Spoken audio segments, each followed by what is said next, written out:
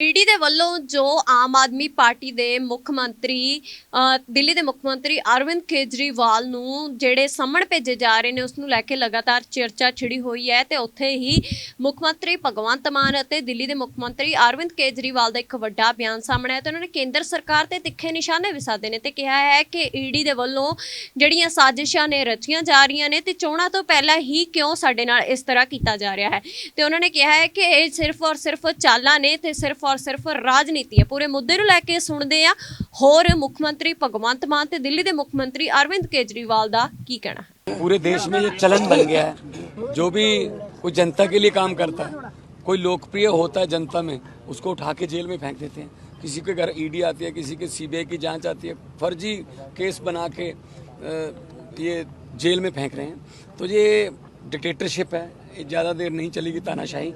और चेतर वसावा हमारे बहुत बड़े नेता हैं और जिन्होंने लोगों की लड़ाई लड़ी और उनके घर में उनकी धर्मपत्नी को भी पकड़ के जेल में डाल दिया। तो कल की जो रैली थी उसमें जो लोगों में गुस्सा आक्रोश नजर आ रहा था, वो यही इस बात का संकेत है कि आदिवासी समाज अपना अपमान समझ रहा है इस बात को कि हमारी बहू बेटियों को भी आप अंदर कर रहे हो। तो जरूर जो आदिवासी समाज है वो चेतर वसावा के लिए खड़ेगा, चेतर वसावा के लिए लड़ेगा और जिसके लिए लोग लड़ने लगे उसको कोई नहीं हरा सकता। आम आदमी पार्टी के गुजरात में जो एमएलए हैं आदिवासी इलाके से चेतर वसावा, उनको गुजरात की बीजेपी सरकार ने एक बिल्कुल फर्जी और झूठे केस में गिरफ्तार कर लिया है। इससे पूरे गुजरात के आदिवासी समाज में बहुत रोष है, बहुत गुस्से में है। केवल उनको गिरफ्तार नहीं किया, उनके साथ साथ उनकी धर्मपत्नी शकुंतला बेन को भी गिरफ्तार कर लिया है।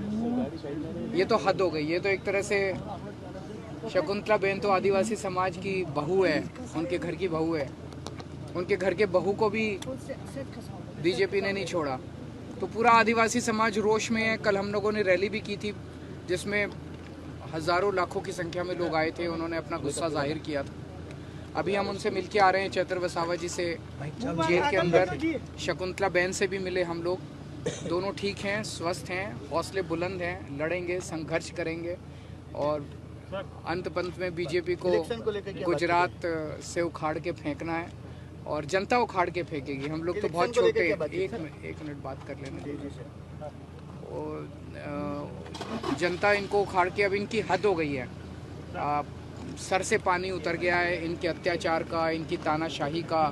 जिसको मर्जी पकड़ के जेल में डाल देते हैं। चेतर वसावा का कसूर क्या था? चेतर वसावा जनता के लिए लड़ते हैं। जब फॉरेस्ट डिपार्टमेंट वाले जनता पे झूठी एफआईआर करते हैं तो चेतर वसावा उनके लिए लड़ते हैं। जब उनकी किसानों की ज़मीनें छीन ली जाती है तो चेतर वसावा उनके लिए लड़ते हैं। चेतर वसावा उनके स्कूल और अस्पताल के लिए लड़ते हैं। तो जनता के मुद्दे उठा रहे थे जिसकी वजह से उनको जेल में डाला गया। कल हमने ऐलान किया है कि चेतर वसावा भरूच सीट से लोकसभा के लिए लड़ेंगे और अगर वो बाहर आते हैं, हम पूरी कोशिश कर रहे हैं कि सुप्रीम कोर्ट से उनको बेल मिले।